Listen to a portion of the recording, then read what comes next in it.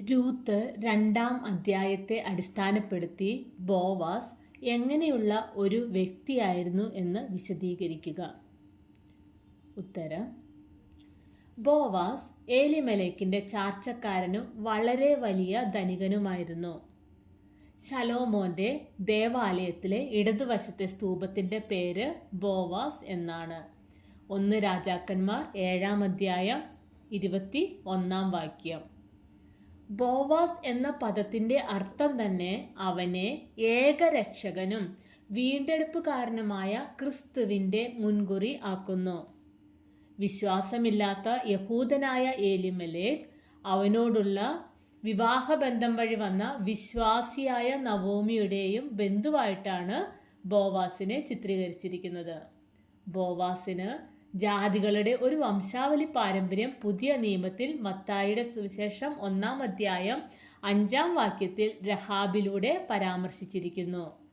യഹൂദരോടൊപ്പം ജാതികൾക്കും തുല്യമായ വീണ്ടെടുപ്പ് നൽകുന്ന ക്രിസ്തുവിന്റെ നിഴലായി ബോവാസ് മാറുന്നു. അതുപോലെ ഒരു ഗുണമാണ് ദയയും കരുണയും. രൂത്ത് 2-ാം അധ്യായം 8-9 വാക്യങ്ങളിൽ ബോവാസ് രൂത്തിനെ തൻ്റെ വയലിൽ വിളവെടുക്കാൻ അനുവദിക്കുകയും മറ്റാരും അവളെ ഉപദ്രവിക്കരുത് എന്ന് ബാലിക്കാർക്ക് നിർദ്ദേശം കൊടുക്കുകയും ചെയ്യുന്നുണ്ട്. സംരക്ഷണവും കരുതലും. ദാഹിക്കുമ്പോൾ പാത്രങ്ങൾക്ക് അരികെ ചെന്ന് ബാലിക്കാർ കോരിവെച്ചതിൽ നിന്ന് കുടിച്ചുകൊള്ളുക എന്ന് ബോവാസ് രൂത്തിനോട് പറയുന്നുണ്ട്. അത് രൂത്ത് ചാപ്റ്റർ 2 വേഴ്സ് 9-ലാണ്. ദയ. രൂത്തിന് അധികം ധാന്യം കിട്ടാൻ ബാലിക്കാരോട് പറയുന്നുണ്ട് പെറുക്കേണ്ടതിന് അവൾക്കായിട്ട് കറ്റകളിൽ നിന്ന് വലിച്ചിട്ടേക്കണമെന്ന്. Ruth chapter 2 verses 15 and 16. ബഹുമാനവും ആദരവും. ഇസ്രയേലിന്റെ ദൈവത്തെ ആശ്രയിച്ചു വന്നിരുന്നതിനാൽ ബോവാസ് രൂത്തിന് കൂടുതൽ ബഹുമാനവും ആദരവും നൽകുന്നുണ്ട്.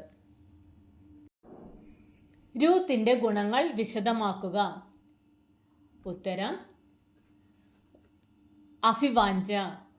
രൂത്തിന്റെ അറിവ് പരിമിതമാണെങ്കിലും ദൈവം തൻ്റെ ജനത്തിന് നൽകുന്ന നന്മയെക്കുറിച്ച് കൂടുതൽ അറിയുവാനും അനുഭവിക്കുവാനുമുള്ള അഭിവാഞ്ച അവളുടെ ഹൃദയത്തിന് ഉണ്ടായിരുന്നു. രണ്ടാമതായി തീഷ്ണത.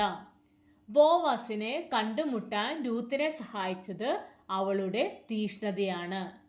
മൂന്നാമത്തേതാണ് ലളിതവും ആത്മാർത്ഥവുമായ സമർപ്പണം. ഒരു വിശ്വാസിയുടെ ആത്മീയ വളർച്ചയുടെ ആദ്യപടിയായ അറിഞ്ഞിരിക്കുന്ന സത്യത്തിലുള്ള ലളിതവും ആത്മാർത്ഥവുമായ സമർപ്പണവും അവൾക്ക് ഉണ്ടായിരുന്നു.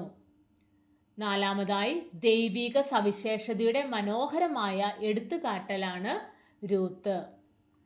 അഞ്ചാമതായി ത്യാഗ മനോഭാവം. നവോമിയെ അനുഗമിക്കുന്നതിനും നവോമിയുടെ ദൈവത്തിൽ വിശ്വസിക്കുന്നതിനും നവോമിയിൽ രൂപം കൊണ്ടിരുന്ന സർവത്തിനോടും പറ്റിച്ചേരുന്നതിനും പ്രധാന കാരണം രൂത്തിലുള്ള ത്യാഗ മനോഭാവമായിരുന്നു. അടുത്തതാണ് പരിശ്രമം. രൂത്ത് 2-ാം അധ്യായം 8 മുതൽ 11 വരെയുള്ള വാക്യങ്ങളിൽ താൻ ഒരു അപരിചിതയും മറ്റൊരു ദേശത്തു നിന്നുള്ള ആളുമാകിയാൽ യഹൂദനായ ബോവാസിന്റെ പരിഗണനയ്ക്ക് താൻ അർഹയാകില്ല എന്നത് രൂത്തിന് നല്ലതുപോലെ അറിയാമായിരുന്നുവെങ്കിലും അവളുടെ ശ്രമത്തിൽ നിന്ന് പിന്മാറിയില്ല. അടുത്ത പോയിന്റാണ് സംരക്ഷണവും കരുതലും. തൻ്റെ അയോഗ്യത താൻ തിരിച്ചറിഞ്ഞിട്ടും അപേക്ഷയുടെ ശക്തി കൂട്ടിയപ്പോൾ അവൾക്ക് സംരക്ഷണവും കരുതലും ലഭിച്ചു. അടുത്തതാണ് കർത്താവിന് വേണ്ടി പഴയ സൗഭാഗ്യങ്ങൾ ത്യജിക്കുന്നവരുടെ നന്മയും അതിന് ദൈവം നൽകുന്ന മനോഹരമായ പ്രതിഫലവുമാണ് ഒരു പ്രധാന പാഠമായി രൂത്തിന്റെ പുസ്തകത്തിൽ കൂടുതൽ കാണുന്നത്.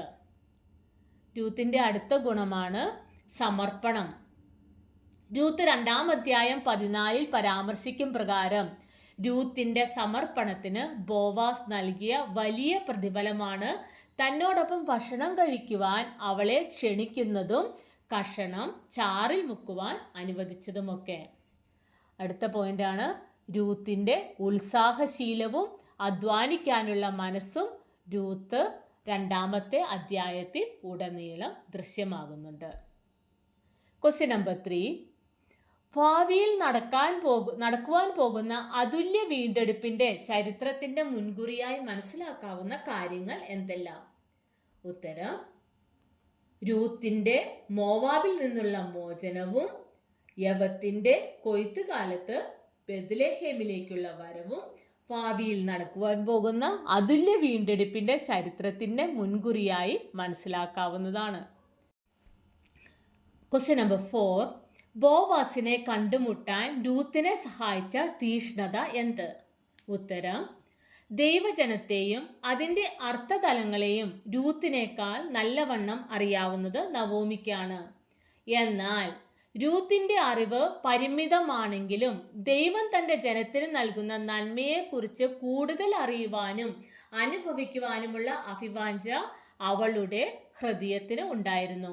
ആ തീഷ്ണതയാണ് ബോവാസിനെ കണ്ടുമുട്ടാൻ അവളെ സഹായിച്ചത്. Question number 5. രൂത്തിന്റെ കഥ പുതിയ നിയമത്തിലെ കനാനായക്കാരി സ്ത്രീയുടെ കഥയുമായി താരതമ്യപ്പെടുത്തുക.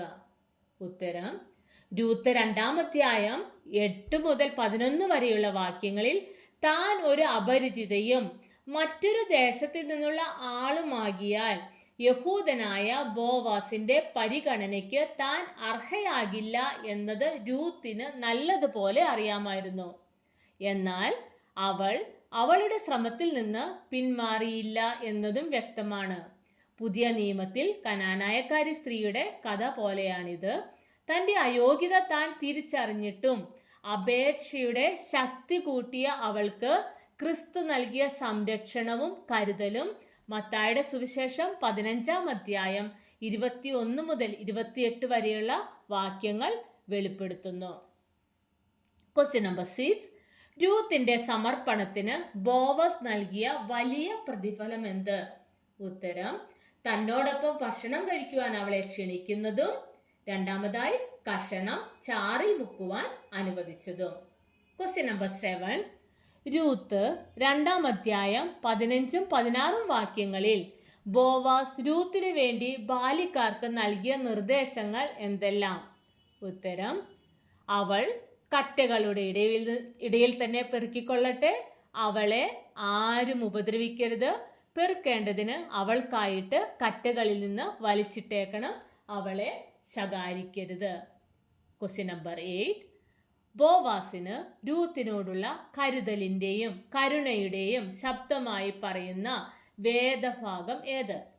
ഉത്തരം: രൂത്ത് 2-ാം അധ്യായം 15 മുതൽ 16 വരെയുള്ള വാക്യങ്ങളിൽ ബോവാസ് രൂത്തിന് വേണ്ടി ബാല്യക്കാർക്ക് പ്രത്യേക നിർദ്ദേശങ്ങൾ നൽകിയിരിക്കുന്നത് ശ്രദ്ധേയമാണ്. അവൾ കറ്റകളുടെ ഇടയിൽ തന്നെ പെറുക്കിക്കൊള്ളട്ടെ, അവളെ ആരും ഉപദ്രവിക്കരുത്, പെറുക്കേണ്ടതിന് അവൾക്കായിട്ട് കറ്റകളിൽ നിന്ന് വലിച്ചിട്ടേക്കണം, അവളെ ശകാരിക്കരുത്. പ്രത്യേക കരുതലിന്റെയും കരുണയുടെയും ശബ്ദമാണിത്. Thank you.